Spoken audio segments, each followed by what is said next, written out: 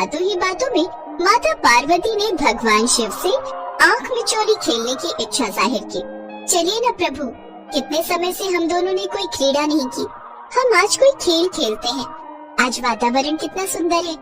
कैलाश पर्वत पर ठंडी हवाओं के झोंके कितने मनमोहक लग रहे हैं।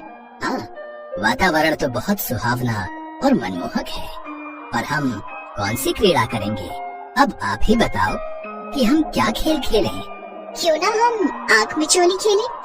कितने समय से हमने आँख मिचौली नहीं खेली। पर सर्वप्रथम आँख पर पट्टी मैं बांधूंगी ताकि मैं आपको जल्दी से ढूंढ सकूं।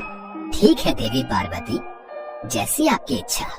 भगवान शिव ने माँ पार्वती की आंखों पर पट्टी बांधी और उसके पश्चात उन दोनों ने आँख मिचौली खेलना प्रारंभ किया। आओ पार्वती, मुझे ढूंढो, बताओ मैं कहाँ हूँ? बस कुछ देर रुकिए स्वामी, मैं आपको पकड़ कर ही दिखाऊंगी। मैं आपकी आवाज की दिशा में बढ़ रही हूँ। मैं तो इधर हूँ, तुम कहाँ ढूंढ रही हो? बस कुछ देर और प्रतीक्षा कीजिए, मैं आपको पकड़ने वाली हूँ। भगवान शिव भोले भाले, उन्हें क्या पता, उनके डमरू की आवाज को माँ पार्वती भली भांति पहचानती हैं। उन्होंने कुछ ही पलों में भगवान शिव को पकड़ लिया। देखा स्वामी, मैंने आपको पकड़ ही लिया। पर आपको कैसे पता चला कि मैं उस चोटी के पीछे छुपा हुआ था? आपको ढूंढने में आपके प्रिय डमरू ने मेरी सहायता की। आपके डमरू की आवाज की दिशा में ही मैंने आपको ढूंढा और आपको पकड़ लिया। अब आप अपनी आंखों पर पट्टी बांधिए, अब आपकी बारी है। ठीक है देवी, मैं तो आपको यूं ही चुटकियों में पकड़ लूंगा। अच्छा, देखते हैं। माँ पार्वती और भगवान शिव का एक बार फिर से आँख मिचौली का खेल प्रारंभ हुआ। अब भगवान शिव की आंखों पर पट्टी बंधी थी और वह माँ पार्वती को ढूंढ रहे थे। माँ पार्वती बार बार भगवान शिव के पास आती, उन पर फूलों की वर्षा करती। भगवान शिव उन्हें पकड़ने की कोशिश करते तो वह फिर गायब हो जाते। प्रभु प्रभु इस ओर, यहाँ मैं तो इधर हूँ, आप उधर कहाँ जा रहे हैं? देवी पार्वती को तो पकड़ना बहुत असंभव हो रहा है। अब क्या करूं? खेल भी तो खेलना है। तभी भगवान शिव को बालक गणेश की आवाज सुनाई दी। गणेश पुत्र, गणेश जरा इधर तो आना। पिताश्री, आपकी आंखों पर पट्टी कैसे बंधी हुई है? तुम्हारी माता और मैं आंख मिचौली खेल रहे हैं। मेरी आंखों पर पट्टी बंधी है, मुझे तुम्हारी माता को ढूंढना है। तुम मेरी इसमें सहायता कर सकते हो, जरा देखकर तो बताओ तुम्हारी माता किस दिशा में छुपी है, मैं उन्हें पकड़ लूंगा। पिताश्री, यदि मैंने आपकी सहायता की तो माता मुझसे नाराज हो जाएंगी, और वैसे भी ये तो खेल में छल हुआ ना, मैं आपकी इस छल में सहायता क्यों करूं? नहीं पिताश्री, मैं आपकी इस कार्य में कोई मदद नहीं कर सकता। ये खेल आपको स्वयं ही खेलना होगा। मैं जा रहा हूँ। कार्तिकेय भैया मेरी प्रतीक्षा कर रहे हैं, हम दोनों भ्रमण के लिए जा रहे हैं। अरे पुत्र गणेश, सुनो तो। अब क्या करूं? मैं पार्वती को कैसे ढूंढूं? तभी माता पार्वती शिव जी को आवाज लगाती है। क्या हुआ स्वामी, पुत्र गणेश ने आपकी सहायता नहीं की? मैं तो आपके समक्ष ही खड़ी हूँ, इधर, यहाँ। शिव जी माँ पार्वती को पकड़ने की कोशिश करते पर हर बार असमर्थ हो जाते। अरे प्रभु, ये मैं हूँ। माता पार्वती उधर है, आपने मुझे पकड़ लिया है। हाँ ठीक है।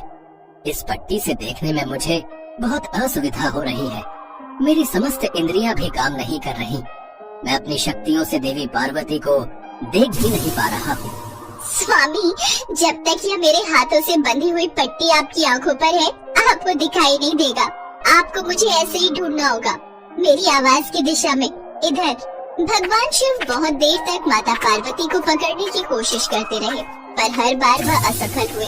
अब उनके पास एक ही रास्ता था जिससे वे माता पार्वती को पकड़ सकते थे। मैं गिरने का अभिनय करता हूँ। देवी पार्वती मेरी आवाज सुनकर जरूर यहाँ आएंगी और मैं उन्हें पकड़ लूंगा। पार्वती! क्या हुआ स्वामी, आपको चोट तो नहीं लगी? मुझे कुछ नहीं हुआ, पर मैंने तुम्हें पकड़ लिया, मैं जीत गया। नहीं स्वामी, अभी अपनी आंखों से पट्टी मत उतारिए, अभी तो खेल समाप्त ही नहीं हुआ। यदि आप खेल में छल कर सकते हैं, तो मैं भी तो आपके साथ छल कर सकती हूँ। जिसे आपने पकड़ा वह मेरी माया थी, मैं तो यहाँ छुपी हूँ।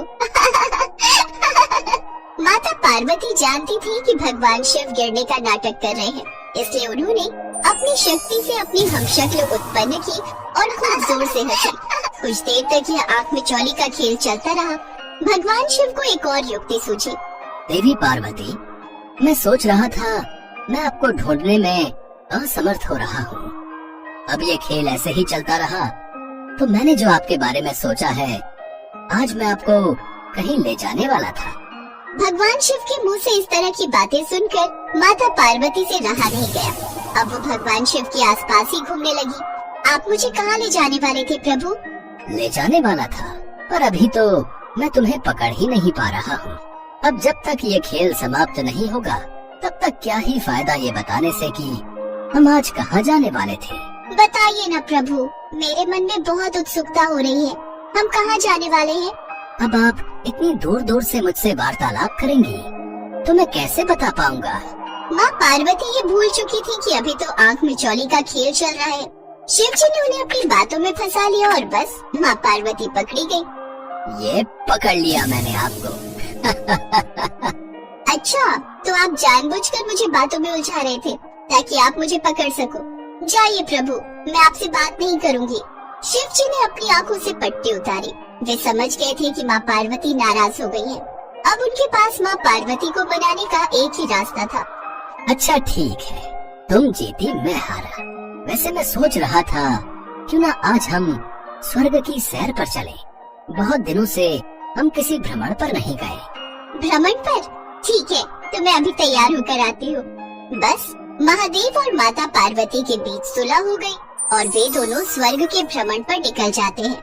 सच ही तो है, पति पत्नी का रिश्ता ऐसा ही होता है। जहाँ एक पल में खट्टी मीठी लड़ाई होती है तो वहीं एक पल में एक दूसरे के लिए ढेर सारा प्यार उमड़ आता है। तभी तो ये बंधन 7 जन्मों का कहलाता है।